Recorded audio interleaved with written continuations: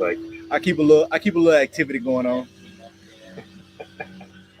How things been going so far? Obviously, it's a lot of costume work. Had a lot of new faces in the room. What's been your assessment thus far of first 2 days minicamp? It's been smooth in the linebacker room. Yeah, we got a lot of new faces, some familiar ones as well. Hodge has been great, just as far as detailing the tape, finding technique things that we need to work on, that we need to clean up, things that are recurring for our position week in, week out. So just being able to sharpen the sword for guys who have seen it, and the young guys, they can get caught up pretty quickly because we all gonna see the same stuff.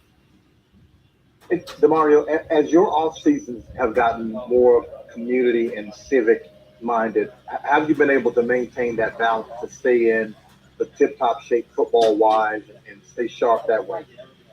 Well, for me, it's keep the main thing the main thing. Um, you know, outside of my faith and my family, the main thing for me is my career, and this platform.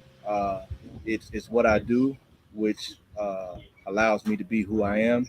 And this platform gives me a lot of opportunities, but you got to protect the platform. So I keep the main thing the main thing. At the end of the day, um, making sure that my body is in tip top shape is always a main priority. Making sure that I'm finding new innovative ways to take my game to the next level. Um, so I just keep the main thing the main thing, and at the same time, I don't get so locked into it. I'll never just be a football player. I'm always um, in any space that I'm in, going to try to find a way to impact people. And so that's my teammates, that's my peers, that's my colleagues, and neighbors, and people in the world. So I keep the main thing the main thing, and I keep it moving from there.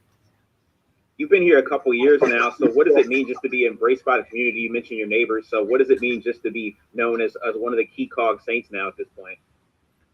Ask that question a little bit different. I was just saying, what does it mean just to be, embraced by the New Orleans community and just be a really well-known Saint now and just be one of the top leaders on the team? Man, being in this community and this culture is everything. Who that nation is something special, and you have to be a part of it to know. You have to experience it to know. No outsider will be able to look in and understand what it means to be a part of this culture. The team breeds the community breeds the team, and it's everything. And so um, I respect this environment. I respect this culture, and came in understanding it and embraced it, and it embraced me back. And so it's just one of those things that it was mutual on both sides. I think this culture knows that I understand it, and it understands me, and we're natural. We were a match made in heaven, and so um, it means everything to me to be a saint and be a part of Who That Nation. And you share some of the things that you might have incorporated this year. I think last year it was aquatics maybe, and do you feel comfortable sharing some of the new stuff you added in this year, preparation wise? Yeah, I'll give a few. I can't go deep into my bag. I got a few little tricks, but I changed up my diet a little bit. So I'm on a Mediterranean diet, which is playing my position. You need a lot of creatine um, for muscle strength, and so I eat a lot of quality meats, and it's really just kind of changing the way that the grease that the meat is cooked in, and making sure that it's clean, grass fed, meat, or healthy raised meat. But then 2 days a week, I go all plant based, and so it's like I build and I detox. So that was a kind of quite a transition in my diet that I think is making um, a huge difference. I've tapped into reading my sleep a little bit different. So little things like that. When you get to this point in career, it's a lot of little things, and so continue to sharpen the things that I've been doing. Adding the little things that make allow me to get 1% better, 2% better. And I've been reading a lot of books too, that have just unlocked a lot of things mentally. So definitely tapping into that next wave. Demario, I think both Dennis Allen and Sean Payton said they liked the way Zach Vaughn progressed last year from the start to the finish. Did you see that being around him, and what are you kind of thinking about him going into year two? Yeah, I think he has a tremendous opportunity in front of him to make a huge impact on this team, and really set a precedence for his career. He's a guy that really has the ability to play all three backer positions, which is rare when you have guys with the size and the ability and the understanding of the game that they can play multiple positions. I think it's faring well for him to lock in on one position and build that identity, and just really go out there and turn it loose and produce at a high level. That's going to do a lot for his confidence. And once he proves to himself that he belongs in this game and his talent level is going to sustain him and allow him to, be head and shoulders above his peers, um, that's going to do well for his career, and he's going to be off to a great start.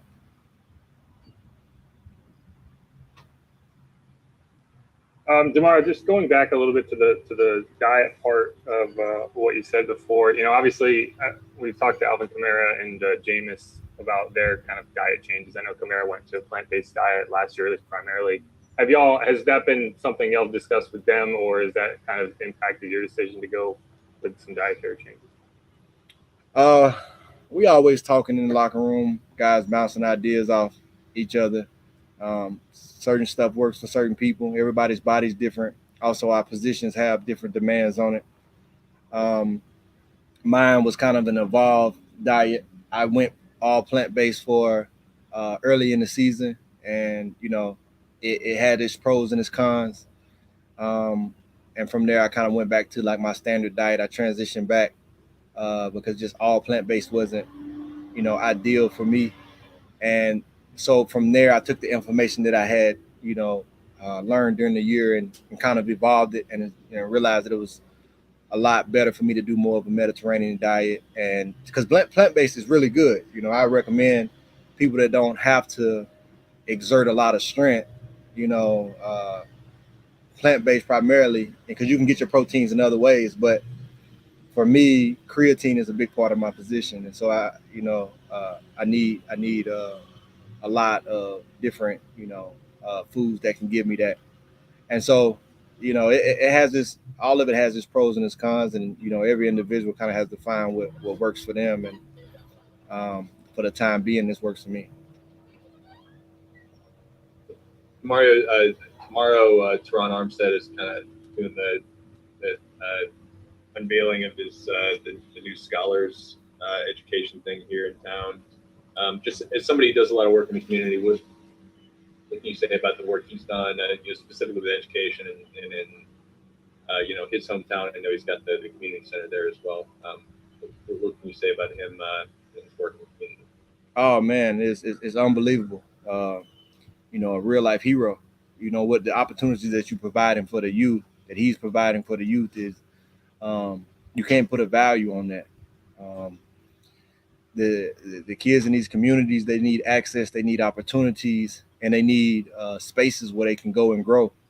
And for a lot of these kids in the communities that they're being placed in, if you don't give them an outlet or somewhere to go to, uh, just in general, just another place, the options that they have are limited, and can really lead them down destructive paths, and where they end up losing their life or end up in jail or really in some unfortunate situations. So, first of all, just giving them an alternative environment is humongous. And but not only giving them an alternative environment, putting them in one that's going to help them thrive and help them bring out their gifts and their talents. Because when we really start to look at communities that are underserved or that don't have access, it's a lot of hidden talent there. There are a lot of brilliant minds. There are a lot more. You look at the game, a lot of the players you see in these games come from these communities. So there's a lot more than physical talent that are in these communities.